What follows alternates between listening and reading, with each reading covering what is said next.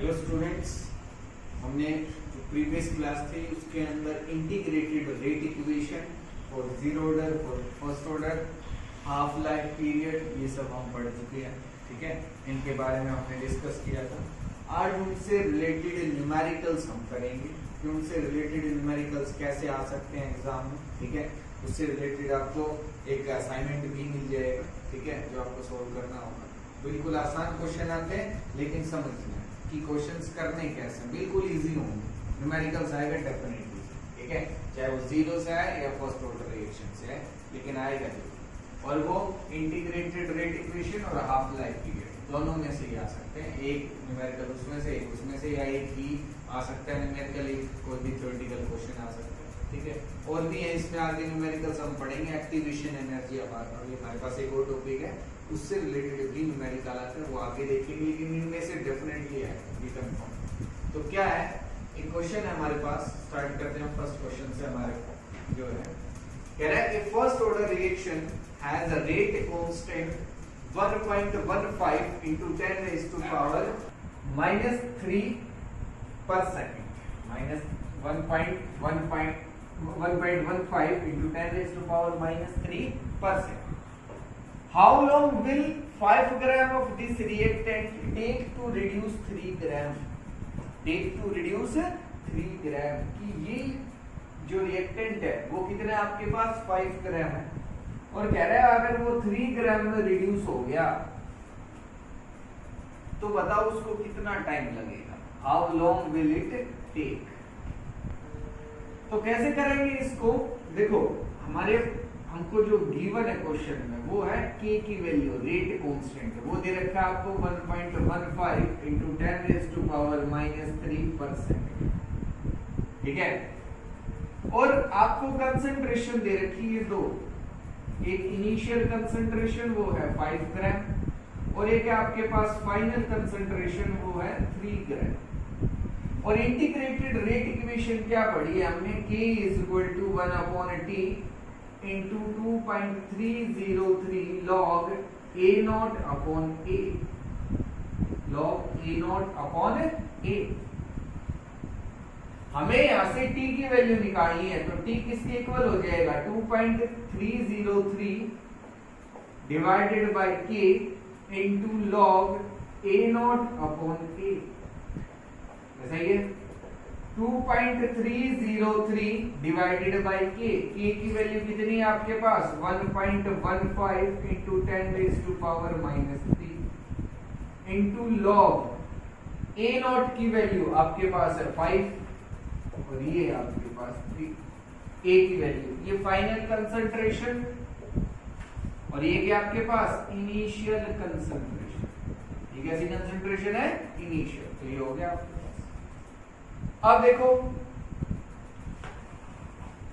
2.303 divided by 1.15 into 10 raised to power -3, ये आ गया आपके पास।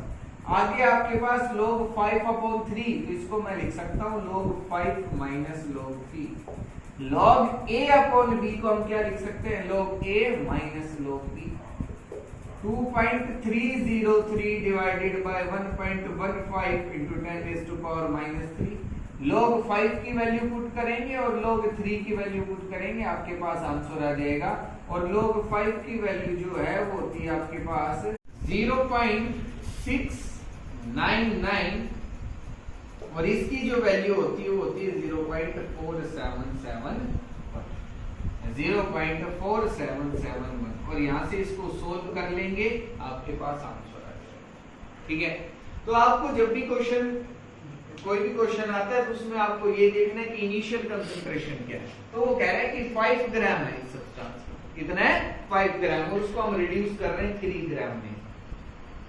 टेक टू रिड्यूस टू 3 ग्राम, 3 ग्राम तक रिड्यूस कर दिया, मतलब 5 था तो 3 बच गया। ठीक है, अब देखो ये जो फाइनल कंसंट्रेशन है ना हमारे पास, फाइनल कंसंट्रेशन, ये जो है अमाउंट लेफ्ट होती है हमारे पास कि कितनी रिएक्टेंट की अमाउंट बच गई है, वो है फाइनल कंसंट्रेशन। अगर मैं इस क्वेश्चन में कहता कि 5 ग्राम रिएक्टेंट था और 3 ग्राम रिएक्ट कर गया, 3 ग्राम रिएक्ट कर गया तो बच कितना गया 2 ग्राम 5 माइनस 3 2 ग्राम। तो आपके पास जो फाइनल कंसंट्रेशन होती है वो 2 ग्राम। और लेकिन आपको वो कह रहा है कि इट इज रिड्यूस टू 3 ग्राम की 5 था 5 से 3 हो गया मतलब कितना रिएक्ट कर गया 2। और वो इस तरीके से भी दे सकता था कि 3 ग्राम रिएक्ट कर गया तो 2 ग्राम बच गया। तो ये आपको देखना है कि क्वेश्चन में गिवन क्या है, ठीक है, उसके अकॉर्डिंग करेंगे। वो हम आगे और भी क्वेश्चंस करेंगे और उनमें देखेंगे हमें गिवन मिलेगा। तो नेक्स्ट क्वेश्चन करते हैं। समझ में आ गया होगा आपको कि आपको रेट कांस्टेंट गिवन था, आपको टी की वैल्यू निकालनी थी, बिल्कुल सिंपल सा। और क्वेश्चन देखते हैं क्या है। नेक्स्ट जो क्वेश्चन है उसकी लैंग्वेज नहीं लिखी है मैंने, ठीक है, क्या है दे रखा है क्वेश्चन में, मैं बताता हूँ। एक रिएक्शन है N2O5 जिसमें डिकम्पोजिशन हो रहा है उसका, और वो क्या फॉर्म कर रहा है NO2 एंड R2। कह रहा है इनिशियल कंसंट्रेशन जो है N2O5 की वो है आपके पास 1.24 इंटू 10⁻⁻² मोल पर लीटर। कह रहा है आफ्टर 60 मिनट्स जो उसकी कंसंट्रेशन है वो हो गई 0.2 इंटू 10⁻⁻² मोल पर litre. Find out rate constant, find rate constant की वैल्यू आपको निकालनी है। Find out the value of rate constant. तो कैसे करेंगे? अब देखो इस रिएक्शन में ये कह रहा है कि ये जो रिएक्शन है आपके पास ये एक फर्स्ट ऑर्डर रिएक्शन है। कैसी रिएक्शन है आपके पास? फर्स्ट ऑर्डर रिएक्शन है। अब फर्स्ट ऑर्डर रिएक्शन है तो उसके लिए के की वैल्यू जो इंटीग्रेटेड रेट इक्वेशन है वो क्या होती है 1/t इंटू 2.303 log A0/A। ये भी हमने देखा था पिछले क्वेश्चन में। अब हमें के की वैल्यू फाइंड आउट करनी है। टाइम हमें पता है कितना है 60 मिनट्स। इसको मिनट में भी रख सकते हैं और सेकंड्स में भी कन्वर्ट कर सकते हैं, कोई दिक्कत नहीं। आगे 2.303 log A0/A। तो A0 की वैल्यू क्या है 1.24 इंटू 10⁻⁻²। और ये आपके पास 0.2 इंटू 10⁻⁻² जो फाइनल कंसंट्रेशन है। 10⁻⁻² से 10⁻⁻² कैंसिल, ये आएगा 1/60 इंटू 2.303 log। और इसको अगर हम सोल्व करेंगे तो ये आ जाएगा आपके पास 6.2। कितना आ जाएगा 6.2 log 6.2 की वैल्यू में फाइंड आउट करें। तो log 6.2 की वैल्यू हम देखेंगे लॉग टेबल में क्या होती है। वैसे जो log की वैल्यू है वो पॉइंट में नहीं होती कभी, ठीक है, उसको हमें यहाँ से पॉइंट हटाना पड़ेगा।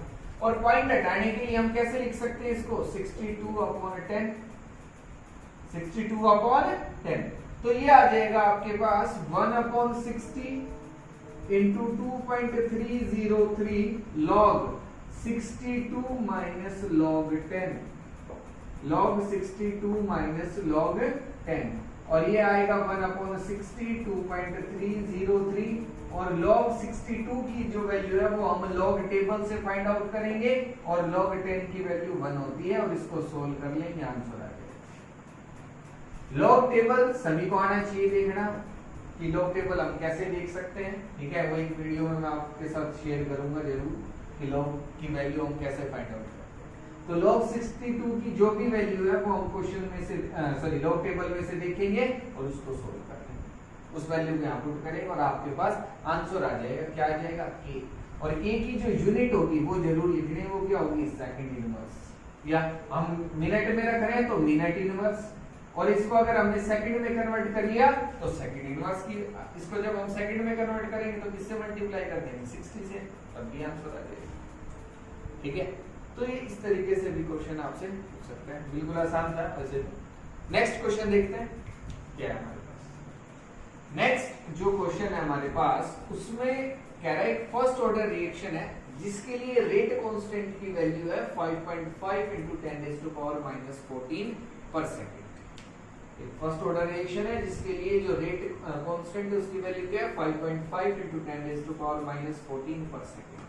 अगर हमें वो नहीं भी मेंशन करता कि ये फर्स्ट ऑर्डर रिएक्शन है तो हम इसकी रेट कांस्टेंट की यूनिट देख के भी बता सकते थे। ये फर्स्ट ऑर्डर रिएक्शन, ठीक है। वो हमने पढ़ा है कि हम यूनिट को देख के भी डिसाइड कर सकते हैं, प्रिडिक्ट कर सकते हैं whether a reaction is first order, zero order और सेकंड ऑर्डर एंड। तो हमसे कह रहा है अब हाफ लाइफ पीरियड निकालो। क्या निकालो? हाफ लाइफ पीरियड, मतलब आपको टी हाफ की वैल्यू निकालनी है। और फर्स्ट ऑर्डर के लिए टी हाफ की वैल्यू होती है 0.693 डिवाइडेड बाय के, डिवाइडेड बाय के। तो 0.693 और डिवाइडेड बाय के, 10 raised to power minus 14, 10 raised to power minus 14%। अब यहां से टी आपकी वैल्यू आ जाएगी आपके पास।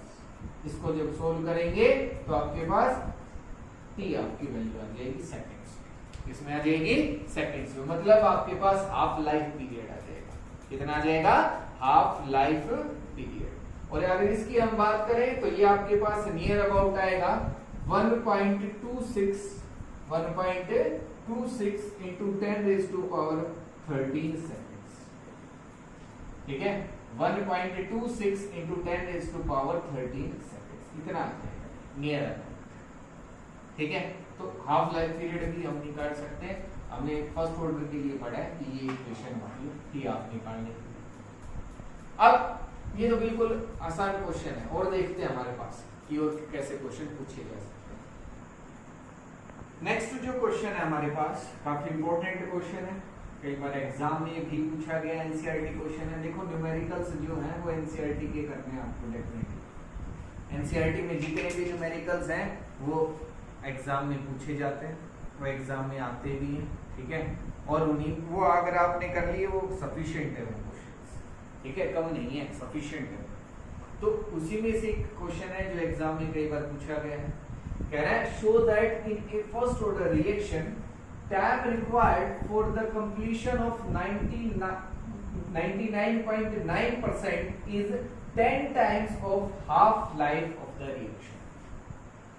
कह रहा है कि जो टाइम रिक्वायर्ड होगा कि जब हमारी रिएक्शन 99.9% कंप्लीट हो गई तो इसके लिए जो टाइम लगेगा वो 10 टाइम्स होगा किसका? Half life of the reaction, half life of the reaction. तो इसको हमें प्रूव करना है। कैसे करेंगे? देखो, अगर हम बात करते हैं टी हाफ की फॉर फर्स्ट ऑर्डर रिएक्शन, वो किसके इक्वल होता है? 0.693 डिवाइडेड बाय के। तो यहां से मैं के की क्या वैल्यू लिख सकता हूं? जो रेट कांस्टेंट है उसकी वैल्यू है कि 0.693 divided by T half, divided by T half. और इंटीग्रेटेड रेट इक्वेशन की हम बात करते हैं अगर फर्स्ट ऑर्डर रिएक्शन के लिए, तो वो क्या होती है? 2.303 और यहाँ आएगा आपके पास log A0 upon A, log A0 upon A। तो ये 1/t 2.303 log, यहाँ तो आएगा, हमने इनिशियल कंसंट्रेशन 100 मान ली। कितनी मान ली? 100 मान ली। और कह रहा है 99.9% जो रिएक्शन है वो कंप्लीट हो गई, तो कितनी बच गई? तो 100 में से माइनस कर देंगे कंसंट्रेशन, ठीक है। तो इस इक्वेशन को मैं इस तरीके से भी लिख सकता हूँ A upon A minus x. ये जो वैल्यू है इसकी बात कर रहा हूँ कि A इनिशियल कंसंट्रेशन है और कंसंट्रेशन लेफ्ट कितनी हो गई? A minus x. एक्स जो कंसंट्रेशन है वो रिएक्ट कर गई, वो क्या कर गई? रिएक्ट कर गई। तो कंसंट्रेशन बच कितनी गई? A minus x. कि मेरे पास 100 मोल्स थे, 100 में से 60 रिएक्ट कर गए, तो कितने बच गए? 100 माइनस 60 40। तो इस तरीके से हम लिख सकते हैं। तो यहाँ हमने कितनी रिएक्शन कंप्लीट हो गई? 99.9%, और हमारे पास इनिशियल कंसंट्रेशन कितनी थी? 100। अब इसको हम सोल्व कर लेते हैं। तो यहाँ से ये आएगा 1/t 2.303 log 100 अपॉन 0.1 ये। अब ये जो दो वैल्यू है हमारे पास, इक्वेशन फर्स्ट ये आप हमारे पास है, इक्वेशन फर्स्ट और इक्वेशन सेकंड, दोनों ही वैल्यू किसकी है? के की। तो दोनों को हम इक्वेट कर सकते हैं, दोनों को हम क्या कर सकते हैं? इक्वेट कर सकते हैं। तो इक्वेट करेंगे तो क्या आएगा? रेट कांस्टेंट की जो वैल्यू थी जब हाफ लाइफ पीरियड है तो हमारे पास है 0.693 divided by T half first equation से, और सेकंड इक्वेशन से क्या आएगी? 1/t 2.303 log, और ये 100/0.1 है, 100/0.1, तो इसको मैं लिख सकता हूं log 1000। क्या लिख सकता हूं? log 1000। अब यहां से मुझे t की वैल्यू निकालनी। t की वैल्यू क्या आएगी आपके पास? देखो t इधर चला गया और यहाँ क्या है आपके पास 2.303 डिवाइडेड बाय 693 इंटू यहाँ आएगा आपके पास log 1000 इंटू टी हाफ। इस टी आपको भी हम इधर लेंगे, ठीक है। अब इसको जब हम सोल्व करेंगे, तो ये वैल्यू आपके पास आएगी नियर अबाउट 3.32। कितनी आ जाएगी? 3.32। और log 1000 की जो वैल्यू है वो कितनी होती है? 3, और ये है टी हाफ। जब मल्टीप्लाई करेंगे तो ये कितना आएगा? 6, 9 और 9 इंटू टी हाफ। तो ये नियर अराउंड क्या हो गया? 10। नियर अराउंड क्या है? 10, और इधर क्या है? तो ये जो टाइम है कि जब रिएक्शन कितनी होगी? 99.9%। जब ये टाइम किसके लिए? 90.9% जब रिएक्शन कंप्लीट हो गई, तो वो कितने टाइम्स है? 10 टाइम्स है टी हाफ के। ये तो हमें प्रूव करना था, क्या करना था? प्रूव करना था। हो गया। हमसे क्वेश्चन में क्या कह रहा है कि आपके पास एक रिएक्शन है जो 90.9% कंप्लीट होगी, इसके लिए जो टाइम लगेगा वो 10 टाइम्स होगा हाफ लाइफ पीरियड की। तो हमने हाफ लाइफ की वैल्यू रखी, उससे के की वैल्यू निकाल ली। इंटीग्रेटेड रेट इक्वेशन से जब रिएक्शन 99.9% कंप्लीट हो गई, तो उसके लिए भी हमने इंटीग्रेटेड रेट इक्वेशन से के की वैल्यू निकाल ली, दोनों को इक्वेट किया, और यहाँ से ये जो टाइम है ये मैं लिख सकता हूँ 99.9% जब रिएक्शन कंप्लीट हो रही है उसके लिए जो टाइम लग रहा है।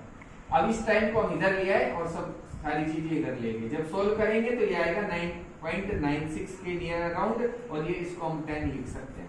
तो जो आपके पास जो रिएक्शन है जो टाइम है 99.9% के लिए वो 10 टाइम्स हो जाएगा टी हाफ।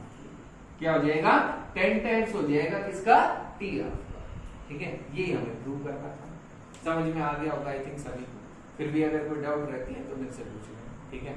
अब नेक्स्ट क्वेश्चन करते हैं और किस टाइप के क्वेश्चन आ सकते हैं। नेक्स्ट जो क्वेश्चन है हमारे पास, उसमें कह रहा है a first order reaction takes 40 minutes for 30% decomposition, calculate T half.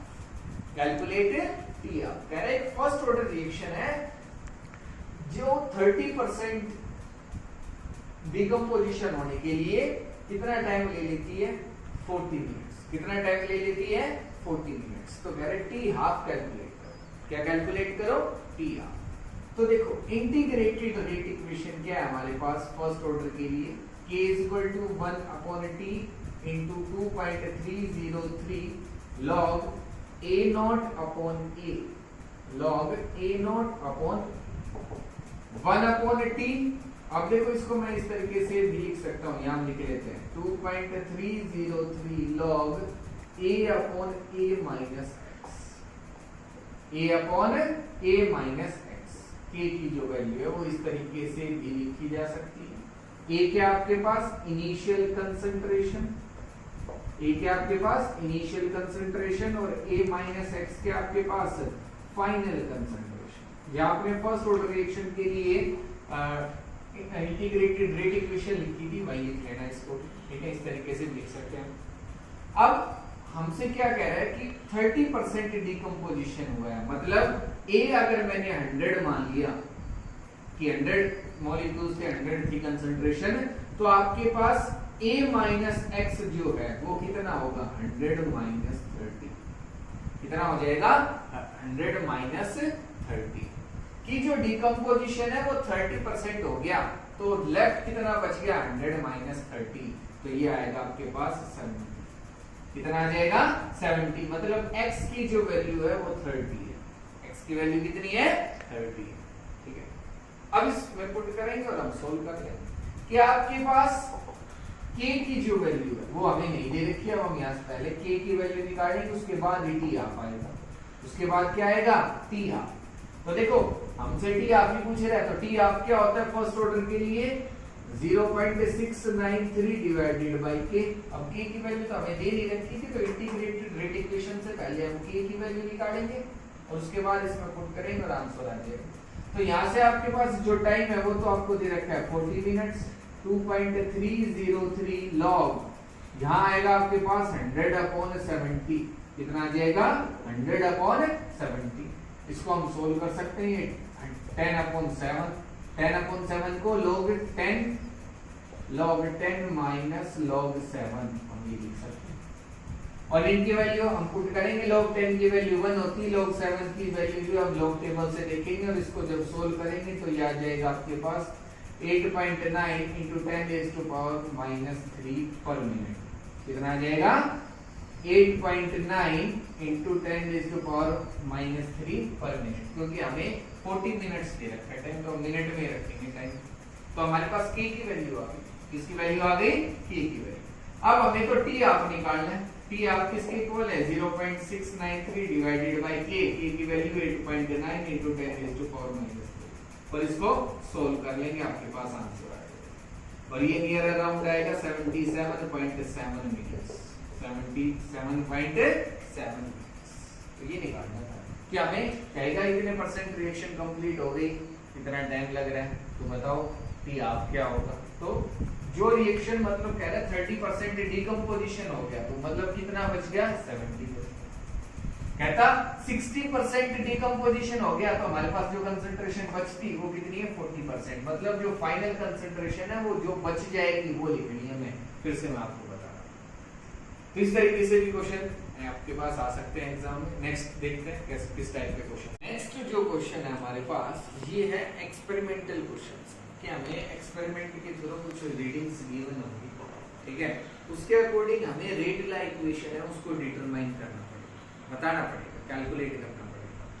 उससे ऑर्डर ऑफ द रिएक्शन भी पूछ सकता है कि ऑर्डर ऑफ रिएक्शन बताओ क्या है ए के रिस्पेक्ट में, मतलब जो भी रिएक्टेंट्स है, अब इसमें हमें दो रिएक्टेंट दे रखे हैं ए एंड बी, उनकी कंसंट्रेशन दे रखी है कि ये कंसंट्रेशन टाइम के साथ चेंज होती है, टाइम के साथ क्या हो रही है चेंज हो रही है। ये हम कह सकते हैं कि जब इसकी कंसंट्रेशन 20 है कोई भी टाइम है तो इसकी कंसंट्रेशन 10 होगी, जब इसकी कंसंट्रेशन 40 है तो इसकी 0.05।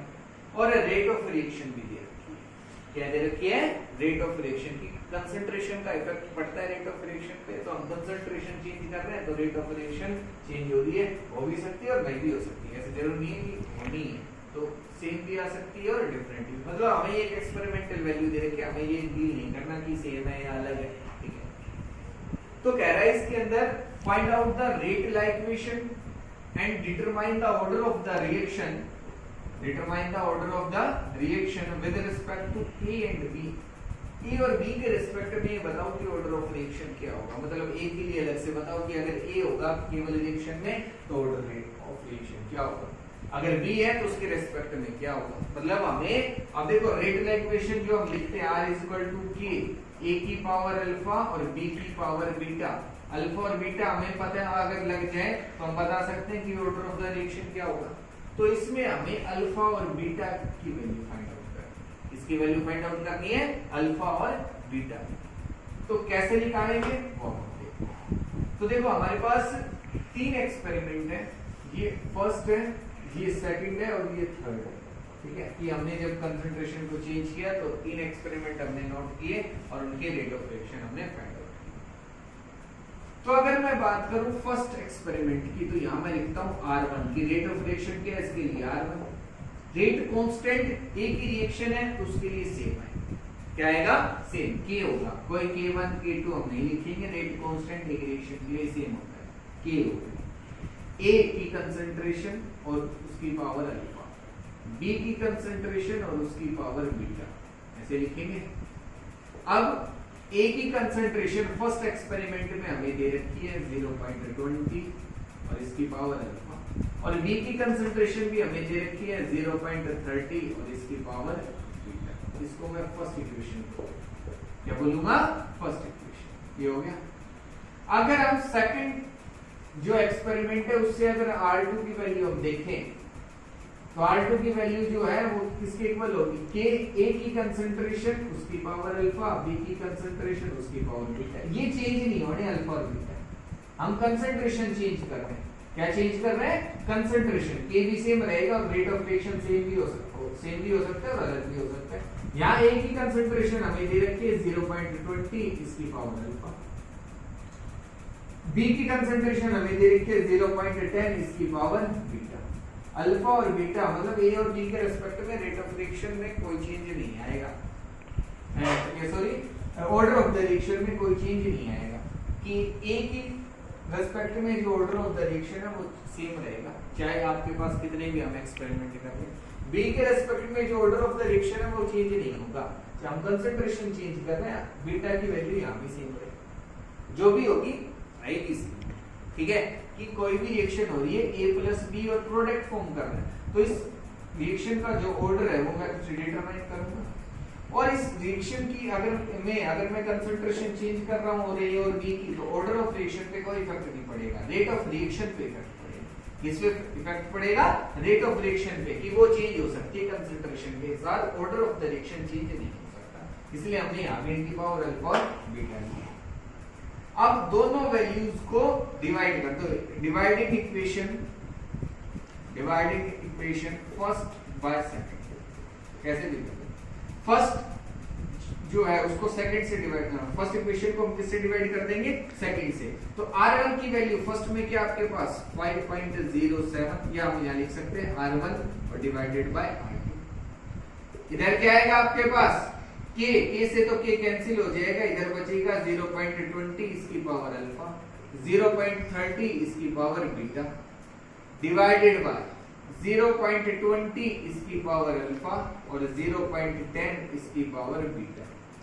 तो यहाँ 0.20 अल्फा से 0.20 अल्फा भी कैंसिल हो गया, R1 से R2 भी कैंसिल हो गया, क्योंकि R1 और R2 दोनों में क्या है, फर्स्ट और सेकंड एक्सपेरिमेंट में सेम है, तो ये भी कैंसिल हो गया। सही। अब आपके पास क्या बच गया, this implies 1 is equal to 0.30 upon 0.10 इसकी पावर बीटा और इसकी भी पावर बीटा। तो इनको अब मैं कैसे लिख सकता हूं कि 1 इज इक्वल टू 0.30 अपॉन 0.10 और दोनों की पावर बीटा, दोनों की पावर बीटा। और यहां जो वैल्यू है 1, यहाँ जो वैल्यू है 1, वो 1 कब आई है, कि मतलब मैं यहाँ लिख सकता हूं आपके पास 0.3 की पावर 0, 1 को मैं क्या लिख सकता हूँ 3 की पावर 0। वो हम जो कर रहे हैं, देखो जब इसको हम सोल्व करेंगे तो यहाँ अंदर 3 बचेगा, क्या बचेगा 3, और 3 की पावर बीटा। देखो हमने यहाँ 0.30 की पावर बीटा थी, 0.10 की पावर बीटा थी, दोनों की पावर हमने बाहर ले ली, ठीक है, बीटा हो गया। जब सॉल्व करेंगे तो ये कितना आ जाएगा 3 आ जाएगा, तो इधर बच गया 3 की पावर बीटा। तो मैं 1 को भी क्या लिख सकता हूँ 3 की पावर 0, इसी की भी पावर 0 होती है, वो 1 होता है। अगर बेस सेम है तो पावर सेम होती है, तो बीटा की वैल्यू कितनी आ गई 0, बीटा की वैल्यू कितनी आ गई 0। इसका मतलब है b के रेस्पेक्ट में, इसके रेस्पेक्ट में b के रेस्पेक्ट में जो ऑर्डर ऑफ द रिएक्शन है वो क्या है 0, वो क्या है 0, क्योंकि बीटा की वैल्यू कितनी आ गई 0। अब a के रेस्पेक्ट में क्या होगी, तो हम अल्फा की वैल्यू निकालेंगे, वो देखते हैं कैसे निकालते हैं। देखो R2 की वैल्यू हमारे पास पहले से ही हमने फाइंड आउट की थी कि R2 इसके इक्वल होगा। R3 की वैल्यू और हम लिखते हैं, R3 किसके इक्वल आएगा, R3 होगा K की कंसंट्रेशन 0.40 और उसकी पावर अल्फा, उसकी पावर अल्फा, 0.05 और इसकी पावर बीटा, इसकी पावर क्या हो गई बीटा हो गई, ठीक है। R2 और R3 को अब हम डिवाइड कर देंगे, R2 को किससे डिवाइड कर देंगे R3 से, तो यहाँ आएगा R2 की वैल्यू कितनी है आपके पास 5.07 into 10 raised to power -5, और R3 की जो वैल्यू है थर्ड एक्सपेरिमेंट में R3 मतलब रेट ऑफ रिएक्शन की, वो क्या है 1.43 into 10 raised to power -4 is equal to, यहाँ आएगा आपके पास 0.20 उसकी पावर अल्फा, 0.10 और उसकी पावर बीटा, उसकी पावर क्या है बीटा। यहाँ आएगा 0.40 उसकी पावर अल्फा और 0.05 इसकी पावर बीटा, इसकी पावर क्या आ गई। अब हमने पढ़ा है कि बीटा की सॉरी अभी हमने फाइंड आउट किया कि बीटा की वैल्यू तो कितनी है 0, तो बीटा की वैल्यू अगर हम 0 पुट कर देते हैं तो ये तो कितना हो गया 1, ये तो कितना हो गया आपके पास 1 की किसी की भी पावर 0 हो तो 1 हो जाता है। अब अगर हम इसकी बात करें, इसको अगर हम सोल्व करते हैं तो ये आएगा आपके पास 1/2 और इसकी पावर अल्फा, इसकी पावर अल्फा। और इसको जब हम सोल्व करेंगे तो ये वैल्यू जो है वो आपके पास आएगी, ये वैल्यू आएगी हमारे पास 0.3545, तो हम 0.354 तक भी ले सकते हैं, तो जरूर नहीं हमें पूरा लेना है। और यहाँ जो वैल्यू आएगी आपके पास ये होगी 1/2 और इसकी पावर अल्फा, 1/2 इसकी पावर अल्फा, ठीक है। अब यहाँ से हम दोनों तरफ log लेंगे, taking log on both sides, taking log on both sides. तो यहाँ जाएगा आपके पास log 0.354 और यहाँ आपके पास जो वैल्यू है वो आ जाएगी log 1/2 और इसकी पावर अल्फा, log 1/2 इसकी पावर अल्फा। तो इसको मैं लिख सकता हूँ अल्फा log 1/2, अल्फा log 1/2 और यहाँ क्या आ गया log 0.35। यहाँ से log की वैल्यू देखेंगे दोनों वैल्यूज के लिए और आंसर आ जाएगा, किसकी वैल्यू आ जाएगी आपके पास अल्फा, इसकी वैल्यू आ जाएगी अल्फा की। यहाँ से अल्फा की जो वैल्यू आएगी वो आएगी 1.1, बता देता हूँ कितनी आएगी 1.5। सोल्व करेंगे, log की वैल्यू देखेंगे, अल्फा की वैल्यू आ जाएगी 1.5। तो आपकी अल्फा तो वैल्यू आ गई 1.5, बीटा की वैल्यू थी 0। तो मतलब अब आप इसके लिए जो रेट ला होगा वो क्या आएगा कि a की पावर 1.5 और b की पावर 0। जो ऑर्डर ऑफ रिएक्शन है वो फ्रैक्शनल भी हो सकता है, तो जो ऑर्डर ऑफ द रिएक्शन है वो कितना आएगा 1.5, a के रिस्पेक्ट में 1.5, b के रिस्पेक्ट में 0, b के रिस्पेक्ट में 0। तो इस तरीके से भी क्वेश्चन आ सकते हैं, एक्सपेरिमेंटल क्वेश्चंस हैं। कैसे क्वेश्चंस है एक्सपेरिमेंटल की, कुछ वैल्यूज गिवन होंगे और आपसे पूछेगा कि बताओ a के रिस्पेक्ट में रेट ऑफ रिएक्शन क्या है, b के रिस्पेक्ट में क्या है, ठीक है। आई थिंक आप सभी को समझ में आ गया होंगे। तो ये हमारे पास ऑलमोस्ट जितने भी टाइप हो सकते थे मैंने समझाए आपको, ठीक है। और भी अगर कुछ रह जाएगा तो हम नेक्स्ट वीडियो में डिस्कस करेंगे उसको। अब इससे रिलेटेड आपको एक असाइनमेंट मिलेगा जो आपको सोल्व करना है, ठीक है। और उसमें कोई भी डाउट रहती है तो मेरे से पूछना है, लेकिन उसको सोल्व जरूर करना है क्योंकि उसमें सारे इंपॉर्टेंट क्वेश्चन हैं, ठीक है, जो एग्जाम में आने के बहुत ही ज़्यादा चांस है। तो आपको जरूर सोल्व करना है। कैसे भी डाउट है, कोई भी डाउट है तो मेरे से जरूर पूछो, ठीक है।